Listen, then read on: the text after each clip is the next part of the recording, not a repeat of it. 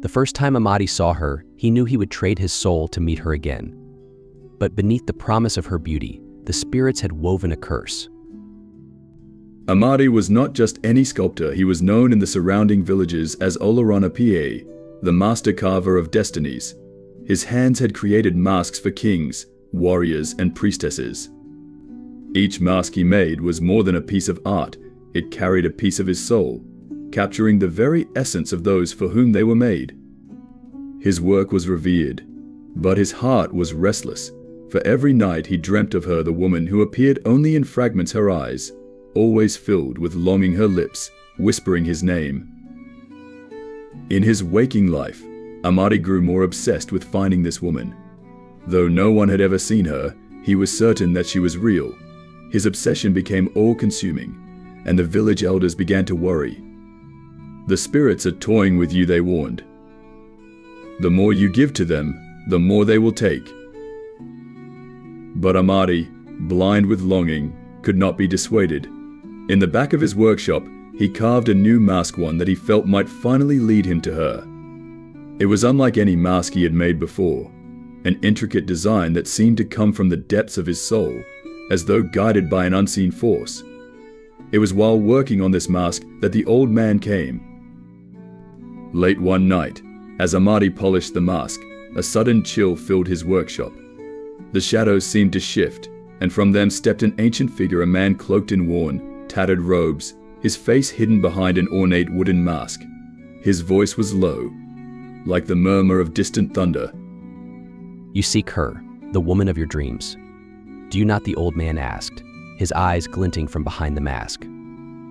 Amadi froze, his heart racing. "Yes," he whispered. "I can help you find her," the old man said, producing a small, weathered box. Within this box are 7 masks, each imbued with the power of the trickster spirits. Wear them, and you will find her. But be warned, each mask will bring you closer to her, while taking something from you in return. The old man's words were cryptic, but Amadi did not care. He had been searching for so long. The cost seemed irrelevant. Without hesitation, he took the box, and as soon as it touched his hands, the old man vanished, leaving only the cold wind. Inside the box, Amadi found 7 masks, each more beautiful and terrifying than the last. The first mask he chose was the mask of sight. When he placed it on his face, the world around him shifted. Colors grew more vibrant, shadows deepened, and hidden things became visible. Suddenly, in the far distance, he saw her, the woman from his dreams. She stood on the edge of the village, gazing at him with eyes filled with sorrow. Her beauty was otherworldly, and for the first time he saw her clearly. She beckoned him to follow. Overcome with joy, Amadi tried to call out to her, but his voice failed him. As he moved toward her, she vanished into the night, leaving only her lingering presence. When Amadi removed the mask, he felt dizzy, weak. Looking in the mirror, he saw that his reflection had changed. His once vibrant eyes had dimmed, their brightness dulled as though some inner light had been extinguished. Haunted by the vision of the woman, Amadi donned the second mask, the mask of memory. This mask filled his mind with the knowledge of her past. He saw her life unfold like a forgotten tale. Once a priestess of great power, she had been loved by her people, but had defied the gods by making a forbidden pact. As punishment, she was cursed to wander the spirit world, neither living nor dead, searching for a soul brave enough to free her. Each memory revealed a deeper layer of her suffering, and Amadi's heart broke for her. He felt her pain, her loneliness, her desperate need for salvation. But as the memories flooded his mind, they pushed out his own. He began to forget small things: his childhood home, his mother's face, his first carving. His memories slipped away like sand through his fingers, leaving only the woman and his obsession with finding her. The third mask was the most dangerous. The mask of the heart allowed Amadi to feel what she felt, to experience the depth of her emotions. When he placed it over his face, a torrent of emotions surged through him: love, longing, despair, and hope intertwined, pulling him deeper into her world. He felt her love for him, a love that seemed eternal and all-encompassing. It filled the void in his heart. But the mask also exacted a heavy price. The more Amadi felt her love, the less he could feel his own emotions. His connection to his village, his art, and his life began to fade.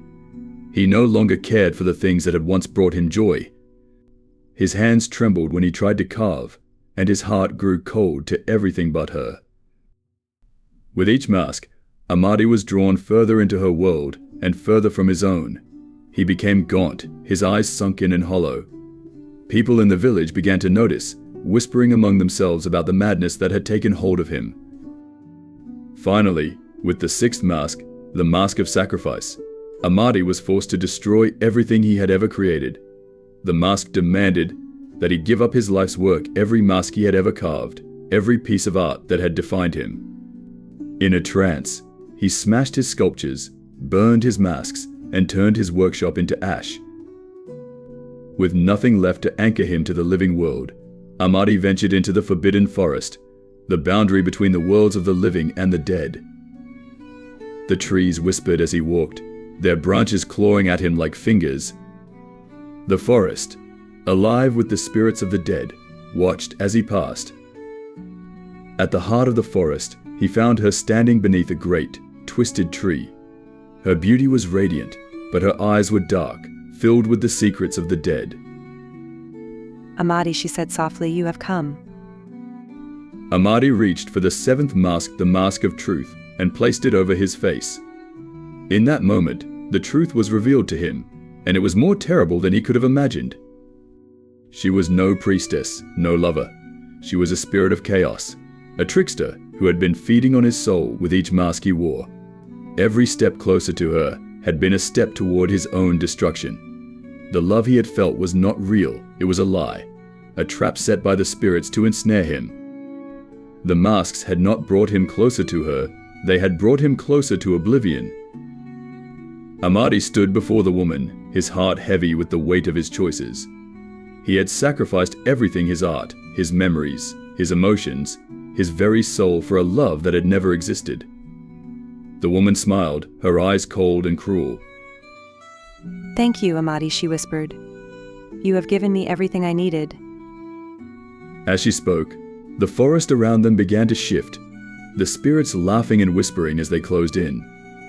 The woman faded into the shadows, leaving Amadi alone in the heart of the forest.